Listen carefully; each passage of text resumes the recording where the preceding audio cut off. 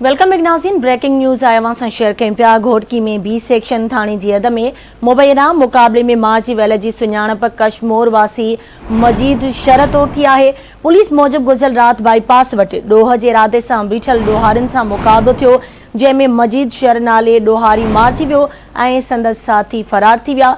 B section थाने ते मजीद sir ऐं संदसि अणॼातल साथियुनि ख़िलाफ़ मुक़ाबले जो केस दाख़िल थियल आहे। ज़रियनि मूजिब मजीद शर के 2 ॾींहं अॻु कश्मोर में खंभियो वियो हो। वारसनि मूजिब मजीद शर बेगुनाह है, मथस को भी केस दाख़िल न है। IG सिंध मामले की शफ़ाफ़ जांच कराए। अहम ख़बर अवांखे ॾियूं पिया। घोटकी में बी सेक्शन थाने जी हद में मुबैना मुक़ाबले में मार्जीवल जी सुञाणप कश्मोर वासी मजीद शरतो थी आहे। इन हवाले से ॻाल्हि ॿोल करण जे लाइ असां राब्तो कयो आहे SSP घोटकी तनवीर तुन्यो साहब सां। अस्सलाम वालेकुम तनवीर साहब। वालेकुम सलाम जी तनवीर साहब, पुलिस मूजिब जीअं त गुज़िरियल रात घोटकी बाईपास वटि ॾोहारियुनि सां पुलिस जो मुक़ाबलो थियो, जंहिंमें मजीद शर नाले ॾोहारी मारिजी वियो आहे, जॾहिं त संदसि वारसनि जो इहो चवणु आहे त मजीद शर बेगुनाह हुयो ऐं मथस को बि केस दाख़िल थियल न हो। तव्हांजो छा मौक़िफ़ आहे इन हवाले सां?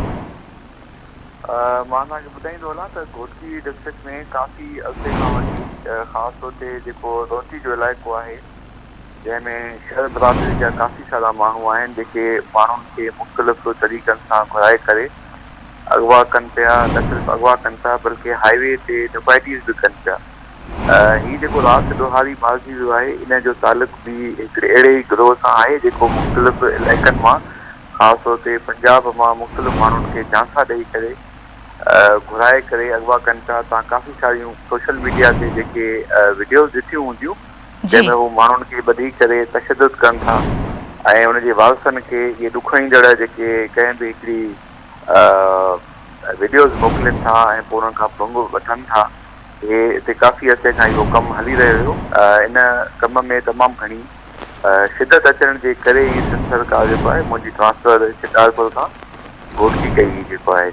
तो घोटकी में अचण खां पोइ इहो मूं महसूसु कयो त काफ़ी हद ताईं असांजा जेके गिरफुल आहिनि उहे न सिर्फ़ु इहो कमु कनि पिया बल्कि हाईवे डकैतीज़ ऐं उन खां पोइ मुख़्तलिफ़ माण्हुनि खे घुराए करे उन्हनि खे ॿधनि पिया। हिन जेको राति ॾोहारी मारिजी वियो आहे, हिन जो तालुक़ बि अहिड़ी कंहिं क़िस्म जी गैंग सां हुयो ऐं वारस आया त हमेशह उहे चाहींदा आहिनि त असां जेको हराम जी कमायूं माण्हुनि सां ज़ुल्म ऐं ज़्यादतियूं अगवाऊं करे ऐं माण्हुनि खे तशदुद करे उनजी जेका कमाई आराम सां वेही खाऊं, उनमें तो ख़ुशि हूंदा आहिनि। पर जॾहिं पुलिस उन ख़िलाफ़ कोई एक्शन कंदी आहे त उहो हमेशह पुलिस जे मथां इहा कूड़ा इल्ज़ाम माज़ी में बि लॻंदा रहिया आहिनि। जी तनवीर साहब, जीअं त तव्हां चओ पिया त इहो जेको ॾोहारी मारिजी वियो आहे, ॾोहारी सरगर्मियुनि में मुलविस हुयो, इन ते केस कहिड़ो दाख़िल थियल हुयो?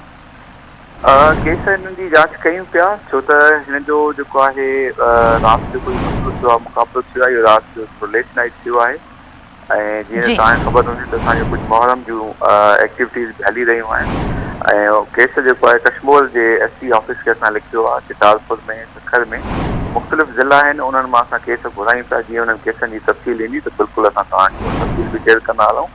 ऐं मां तव्हांजे चैनल जे ज़रिए पंजाब जा ख़ासि तौर ते उहे माण्हू या उहे माण्हू सिंध जा जेके उत्तर सिंध सां तालुक़ रखनि था, उन सभिनी खे अपील कयां थो। तव्हांजो माशाल्लाह चैनल काफ़ी पूरे पाकिस्तान में ॾिठो वञे थो त उहे माण्हू जेके तव्हांखे पंजाब जी सरहदी पट्टी ते या सिंध जी सरहदी पट्टी ते कंहिं बि बहाने सां कोई बि माण्हू घुराए पियो त महिरबानी करे उन्हनि माण्हुनि जे झांसे में न अचो। उहे तव्हांखे टैक्सनि जे बहाने मुख़्तलिफ़ बहाने घुराए करे उहे हिते माण्हुनि खे अगवा कनि था ऐं मां सम्झां थो तव्हांजे चैनल जी बि इहा ज़िमेदारी आहे।